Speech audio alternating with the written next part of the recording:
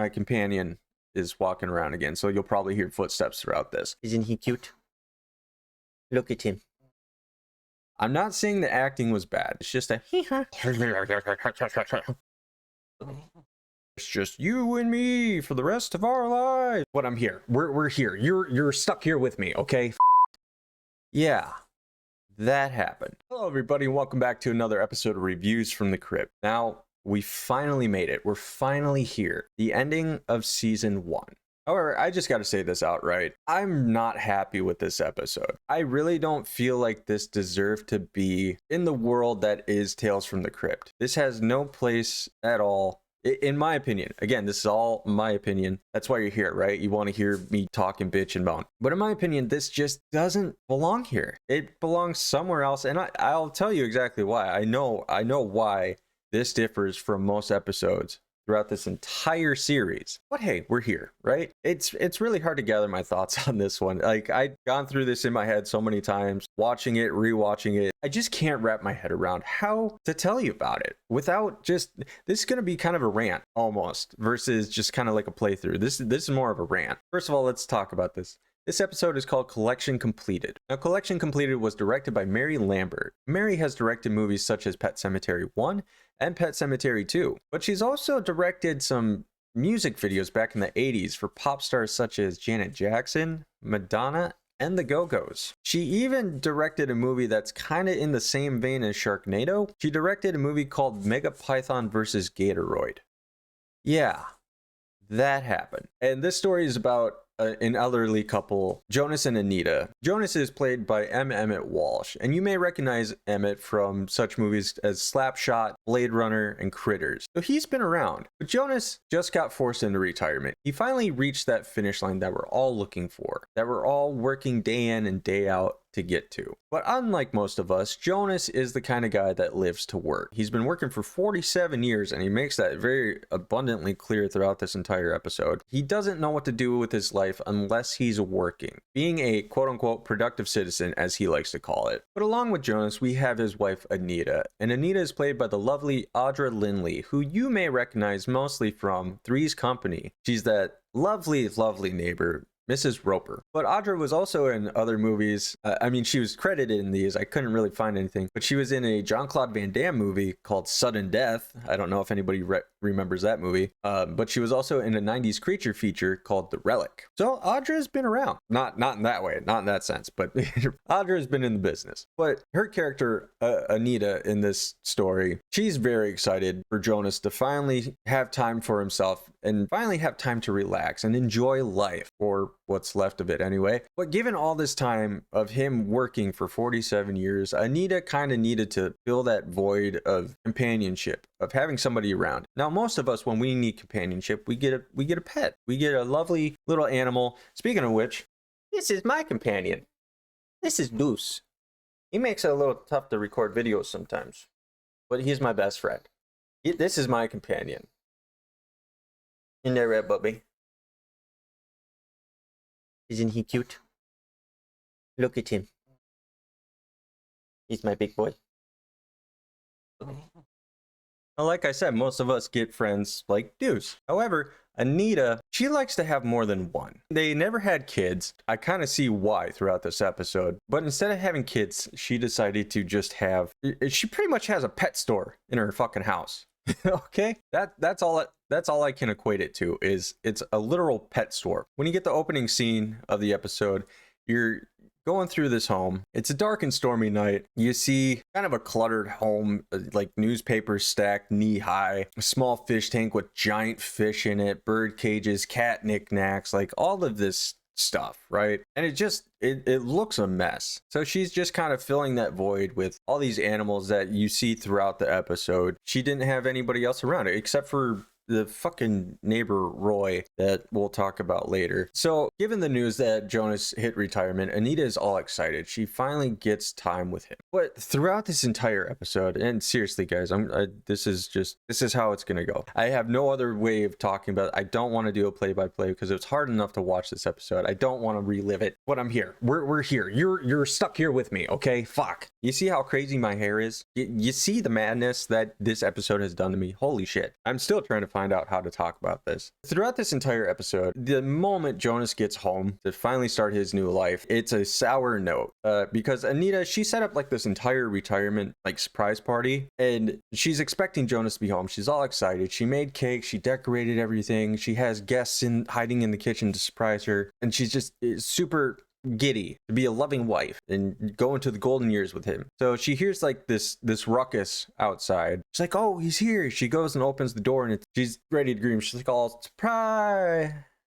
And nobody's there. She looks down at her feet. She sees a cat. And Anita, being the crazy lady that she is, she takes in this cat. Jonas, he comes in after Anita adopted this cat and slammed the door on his face. He's already in bad mood. She's trying to be a loving wife, right? She sees his hands are full of something. She goes to grab the box that he's holding. They fight over it. He steps on the cat. He falls on his ass and he freaks out. Not at her. He freaks out at the cat, and he's throwing a huge fit, and he stands. She's cleaning up all his stuff, and she sees this golden hammer. Like, this is like her being so out of touch with the world. She grabs the golden hammer and she looks at it and she's like, oh, that's beautiful. What is it? You've never seen a hammer? In all your years of being married to Jonas, who works at a tool company, you've never seen a hammer? What the fuck? But then she asks him a genuine question, and then Jonas goes into bitching about how he was forced to retire. He's like, oh, that's 47 goddamn years, that's what that is. Yep, the day I hit 65, I'm out of there. Never mind being regional sales manager for 17 years. He feels like he was fired. He wasn't fired. Dude, you hit retirement. Shut the fuck up. But Anita tells him, like, dude, you should be proud. You put in all this hard work. It's finally time for you. And she goes to sit him down to enjoy the surprise party that she prepared for him, putting in all this effort, all this work. And as he's sitting down, he's like, oh, I don't like surprise parties.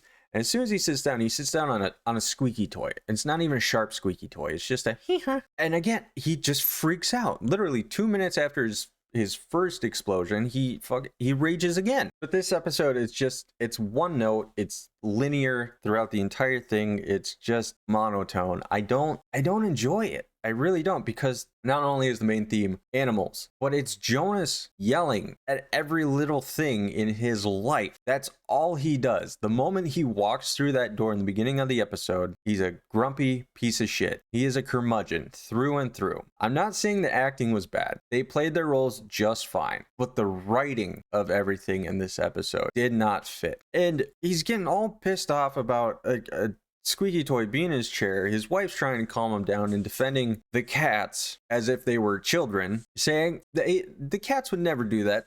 They know that is your chair. They would never put. My companion is walking around again, so you'll probably hear footsteps throughout this. And I guess she just gets tired of doing this, because she gives up, and she's like, she grabs the toy and she's like, oh, I'll throw it away. And Jonas, being the asshole that he is, tells her, well, you can throw away that new cat too while you're at it. She's like, that is my new friend. He's like, well, from now on, I'm your friend. I'm retired, remember? Yep, we're going to spend our golden years together. It's just you and me for the rest of our lives. And as he's like telling her all this, the look on her face, she is mortified. She cannot imagine this at all. Like, I don't know what's going through her head, but it's not pretty. And just given the interaction that they had over the past 5 minutes, I can understand why. But another thing that just kind of pissed me off, like what makes Jonas such a terrible person, is he doesn't even sit down to enjoy the hard work that his wife just did by making this surprise party. He just goes upstairs to go to bed. We're gonna spend the rest of our lives together, just you and me. I'll be your best friend, but not now. Time to hit the sack. And she's like, well, what about the party? He's like, no party, too tired. So like, you just kind of throw it in her face that you don't care. You don't notice anything that she just did for you. You're just, whatever. It's super annoying. First he comes in, he bitches, and then he's like, but I don't care about what you did. I'm going to bed. So then she goes and she has to tell the guests that the party's over. And you get another glimpse of Anita being so out of touch with the world. When she goes into the kitchen to tell her guests that party's canceled, it's like the Humane Society in there. The amount of animals, and it's cute because they had the little party hats on and stuff. But the amount of animals she has just waiting in there, pretty sure Jonas would have absolutely had a heart attack from the amount of rage he would have expressed. But it's just moments like that throughout the episode that makes it one note. Literally the next morning, he wakes up freaking out at his wife for not setting the alarm clock. He's going to be late for work, even though he's retired. Again, this is him adjusting to that new life, but dude, do you have to yell at your wife? Why didn't you set the alarm clock? It's on your side. These people act like they've just never lived together. This whole episode feels like a sitcom, and it comes through more prevalent as we go through. But as Jonas is trying to adjust to his new life, he's gonna spend some time with his wife. Like he said, they're gonna spend their golden years together. He enters the bathroom to brush his teeth, and Anita's already in there doing her own stuff. This is where the sitcom slapstick, just not the vibe of Tales from the Crypt. You just see them brushing their teeth together. She finds it humorous on how he brushes his teeth because he's just like all she chuckles at him. He's like, what? She tells him, well, you look like a rabid dog. And he looks in the mirror, and it's just that close up, like, oh, like Goofy. He's foaming at the mouth. He looks like a bulldog, yada, yada, yada. Or they rinse out their mouth of the toothpaste and they butt heads. Oh, haha, funny, super. No, shut, god damn. Or immediately right after that, he's putting away all the stuff and he drops something on the floor. He goes to pick it up. His glasses fall into the toilet. It's just this bathroom scene is so monotonous and annoying because it's not Tales from the Crypt. It's not. This belongs on just somewhere else. And again, I'm going to tell you at the end of the episode why it feels this way. There is a very distinct key reason why this episode does not belong. But I'm sorry, let's just keep going about the episode itself. Again, Tales from Crypt does have humor in it. So just to sprinkle it in is a good thing. But just have the whole episode be a one-note joke is annoying. But the thing I did find funny was when Anita is like, she's getting ready to take a bath at 8 a.m. and Jonas looks at her, he's like, what are you doing? She's like, well, I'm about to take my bath. Now? Well, yeah, I always take my baths in the morning. And he's having this back and forth with her. And he's like, well, I gotta use the bathroom. Like, oh, that's fine. We're married, aren't we? That's no big deal. And he's like, oh, you're gonna make me say it. I have to take a shit. I don't know why I found that humorous. I think it's Emmett's just delivery of the line I think was really funny. Because Anita, as soon as he says that, she just looks so disgusted. It's like, oh my God. Oh, yeah, I'll leave. Ew, you are disgusting. The entire time you've been married, you'd never farted or blew up the bathroom before she came in or something like that. That's hard to believe. But still, yeah, that moment I thought was okay. But then we again go right back into the sitcom. Actually, we never left the sitcom writing. The next scene, we go into the kitchen to have breakfast. Jonas comes in greeting the day, the whole, who does this? Who does the arm spread move when they go into a doorway, when they come into a new room and they just throw their arms out? Because when he does that, he punches this bird cage, doesn't care about it. But I don't know anyone who's ever walked into a room like that, unless they're like a magician or something. They're revealing like, I'm here. No. It's dumb. But he goes into the kitchen. She's cooking up a steak. He's sitting there just talking about how he's got to find something to do and just be a productive citizen, all that stuff, blah, blah, blah. 47 years, hard work, yada, yada, yada. Same bullshit. And then Anita walks over with the giant steak that she was cooking, and Jonas gets all excited about it. Kind of like how we do at restaurants when we see our food coming. We get all, yay. But it's the bait and switch where it's not your food. She puts the steak on the floor for a dog, and she gives Otis a bowl of oat bran. And right on cue, like, Jonas starts freaking out again over the pets and her love of them. And there's that one note being played over and over again throughout the entire episode. And he's like, oh, well, I guess I've just been busy for these past 47 years, so I didn't have time for you, blah, blah, blah. I get so heated talking. Like, I turn into Jonas's rage when I talk about this episode, because she finally calms him down. She's like, oh, it's okay, I'll blah, blah, blah, I'll fucking make you your own steak. As soon as he's about to calm down, a bird comes in to the window eating at the bird feeder. He sees it and he freaks out about that. Jonas starts tearing the kitchen apart over a goddamn bird eating from a bird feeder. Let alone there's like no timeline, because next scene we jump to Jonas downstairs working in his little workstation area that he's set up, and now you get more sitcom vibe. You get the Three's Company's vibes. Their neighbor walks in, Roy. Roy's like, hey, neighbor, didn't see you down here. I saw your car outside. What, are you sick? You never been sick? Blah. He's like, yeah, I gotta alert the press. Oh. I'm sorry. Let me take a breather here.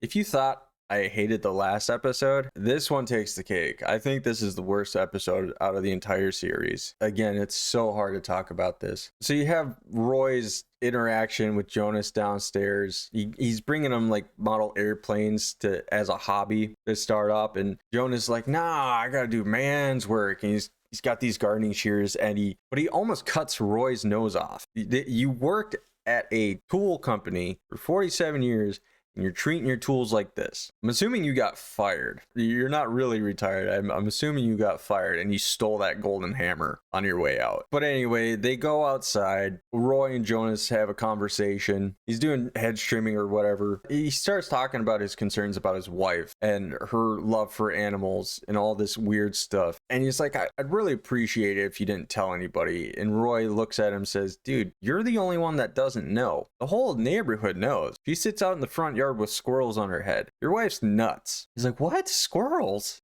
Tree rats? Oh my God. It's seriously, this whole episode is two people that live with each other but don't know each other at all. They're married but don't know each other. But after literally demolishing this tree, Jonas works up an appetite and he goes and has lunch. And Anita, being again the loving wife that she is, she made a nice sandwich and a glass of milk for him, just a pretty decent lunch. And he's all excited. He takes a bite out of it, and as soon as he bites into it, he starts questioning the sandwich. He's like, what is this? It's tuna. It's your favorite. He's like, well, give me the can. She goes and grabs the can, gives it to Jonas, and turns out it's cat food. It's tuna flavored cat food. I don't know how she lives, right? Sure, they have Roy, the neighbor, and that's like the only person that she interacts with other than her husband, who barely interacts with her. She has all these animals, and I feel like when she's cooking, she just, for herself, her snacks are like kibbles and bits or something. But as he sees the can of cat food, he freaks out yet again. I tell you, the amount of times, I'm surprised Jonas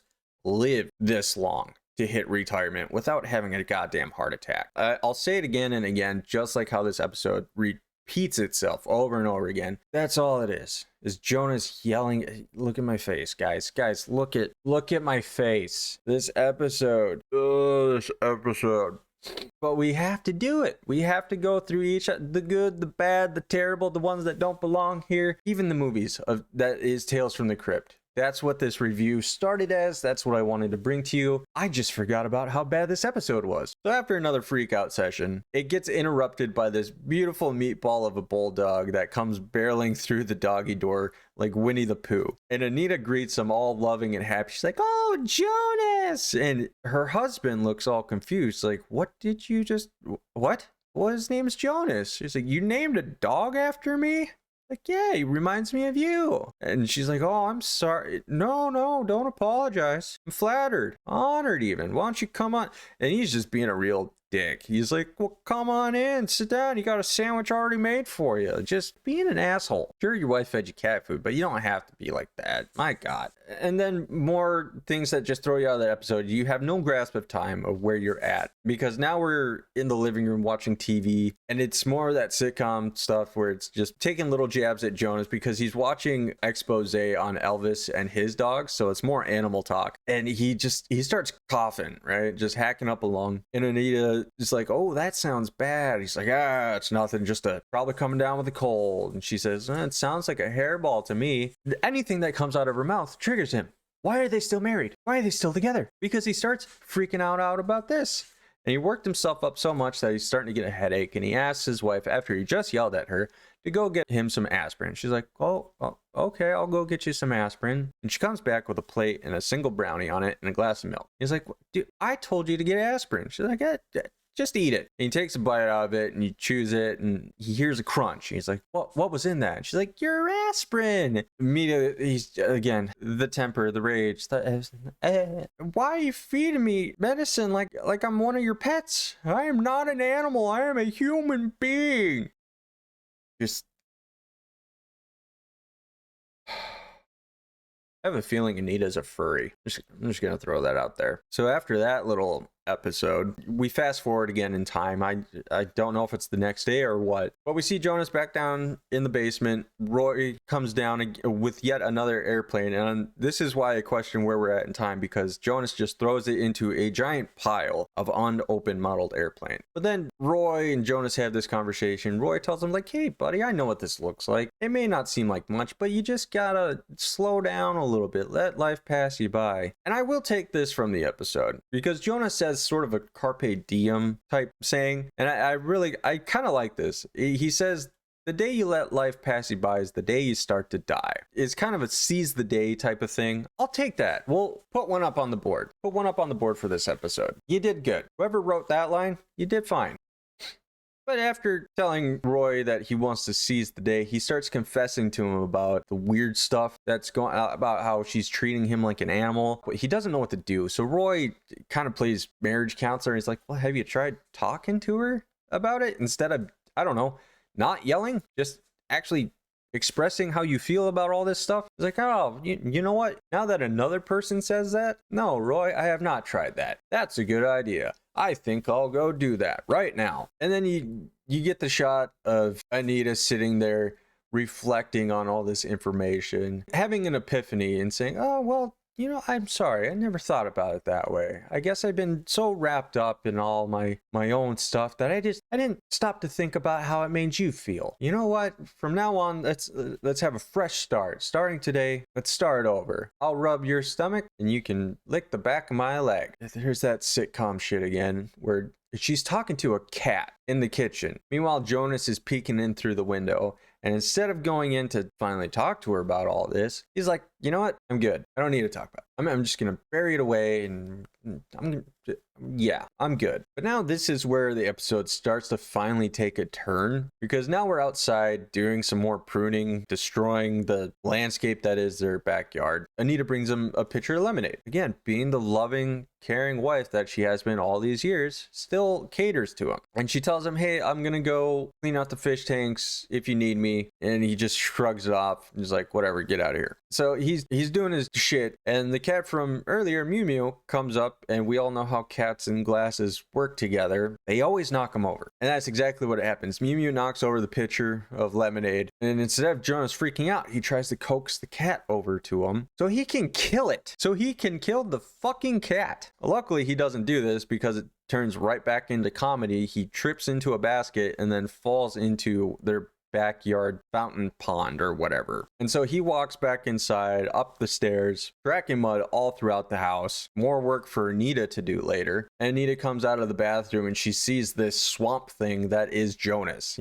He doesn't say one word to her. He just walks right past her, hops into the shower with all his clothes on, turns it on, and the relief. Until he looks down at his feet and he realizes he's standing in a bunch of koi fish. Huge, giant, like I said, I think an eel? I don't know. And he just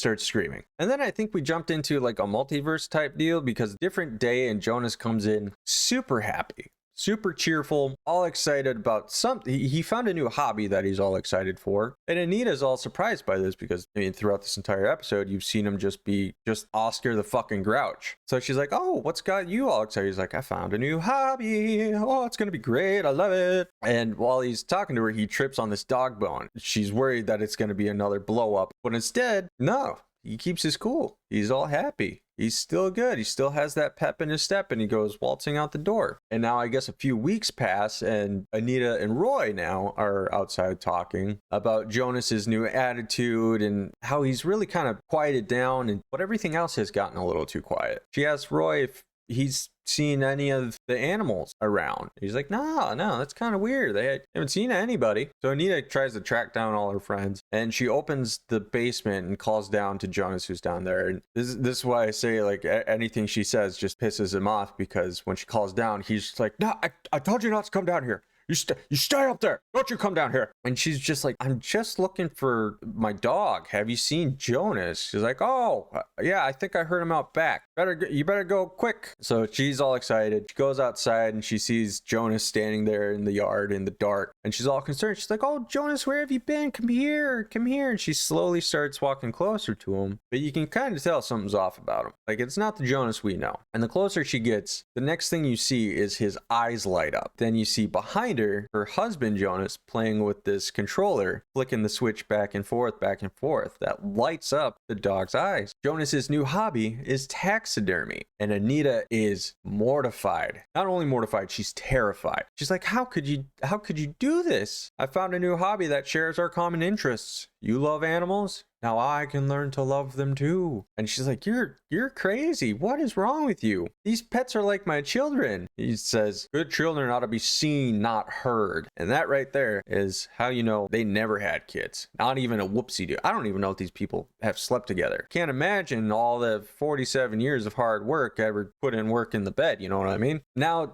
like, Anita's freaking out. She runs inside. She's looking for all her friends and she starts discovering a pet cemetery everywhere. Like, she looks under the bed, there's a dead squirrel. Just a massacre has happened until she finally makes her way down into the basement and she sees Jonas sitting there stroking his furs, just really lost his shit. And now Jonas wants to do a little show and tell. He wants to show his new hobby off. He starts telling about the intricacies of taxidermy and how difficult it is with all the bones inside of a chipmunk's foot. And meanwhile, Anita's looking around trying to find something and it snaps him out of his crazed state. He's like, what are you doing? What are you looking for? Oh, right. And he pulls Mew Mew out of a box and Mew Mew's still alive, but not for long. Not while Jonas is around. And Anita lunges at Jonas to get Mew Mew out of his hands and Jonas just throws her across the room. And before Jonas can do anything to Mew Mew, Anita sees that 47 golden years of hard work sitting up on the tool bench, grabs it, and gives Jonas that new lease on life. That's where it got dark. Like the last 3 minutes. That's where the feel of Tales from the Crypt comes in. Because the next morning, we're in the living room. Anita and Jonas are watching TV. And then the sitcom stuff comes bumbling back in with Roy, not even knocking, just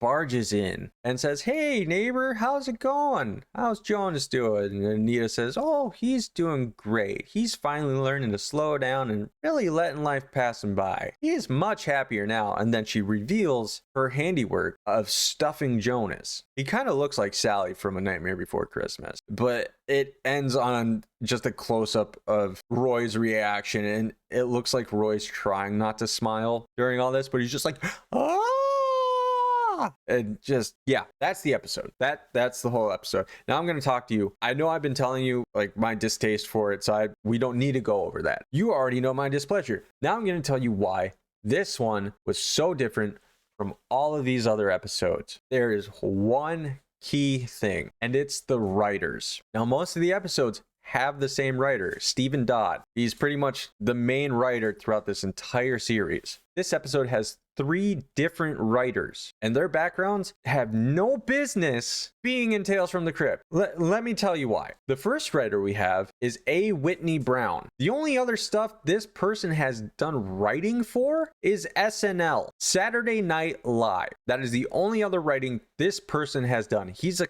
comedic writer, which it's fine if you want to branch out and try horror. But before that, he didn't do anything else. He did like an Emmy Awards writing, and that was it. He did an episode of Tales from the Crypt, and then he went on to SNL. He had no business being here. He probably tried it, failed, boom, done, gone. The second writer goes by the name of Battle Davis. Battle Davis didn't have any experience writing in anything else. He was a fucking editor. You go to his IMDb, he's only credited for editing and writing one thing: this episode. How do you get your foot in the door on that? With the amazing writers and directors and the star-studded cast this series has, how would you just be like, hey, you're an editor, you want to do some writing? And then our third writer, I think he's brothers with Battle Davis because his name is Randolph Davis. And Randolph Davis only wrote 2 other things in his career that is noted. After Tales from the Crypt, he wrote Going Under and Police Academy Mission to Moscow. Comedies. We have somebody who did sketch comedy for SNL. We had an editor and a comedic writer. Not a good one at that either, because Mission to Moscow has a 3.4 on IMDb and Going Under also has like a 3 point something. How this episode got cleared, I have no idea. I know it's the first season and they're just trying stuff out, but my God, this just had no fucking purpose at all. I don't even know what to rate this, guys. This is bottom of the barrel for me. I can't. The actors portraying their roles, very good. They did their job very well, mind you. They brought those characters to life, but the writing was where it all went wrong. You can have good actors, but if it has bad writing, that's where it drops. That's all this episode was. I can't give it a 0 because I could give it a 0.5, but that would be a discredit to the actors who did their job. So I'm going to go with the writers' ratings on IMDb, and I'm going to do it less. I'm going to give it a 2. 1 star for each of the actors. Oh, well, that would put it up to 3 because then there's Roy. Okay, 3. I'll give it 3 stars. I'll give it a 3 out of 10. No, sorry, I can't. No, we're going with 2 out of 10. Skip this episode. You're not missing much. On to the next one. And I'm excited to go on to the second season because as I was rewatching those episodes, those were fun. Sure, they still had some of the comedy aspects to it, but it wasn't a sitcom. I know this was a tough one to get through. This is tough for me, guys. My voice is almost gone, but we had to do it. We had to talk about it. This is all just my opinion. Let me know down below if you enjoyed this episode yourself personally. That's fine. I'm not saying it's bad. I'm just saying it's bad for Tales from the Crypt, but I'm also saying it's bad. But if you like the video, hit the like button. If you're not subscribed already, please subscribe because I'm going to try bringing this to you more consistently in the future. We also have some movies that I have in the works, so we're going to go through those. When it comes to my reviews and my ratings, they're all brutal honesty. I don't have a degree in art or film or anything like that.